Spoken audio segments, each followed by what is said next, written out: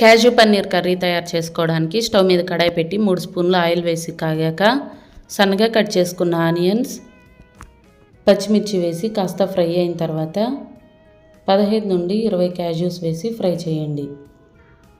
ఇప్పుడు ఇందులో 1 స్పూన్ అల్లం వెల్లుల్లి పేస్ట్ వేసి పచ్చివాసన పోయేంత వరకు ఫ్రై చేయండి.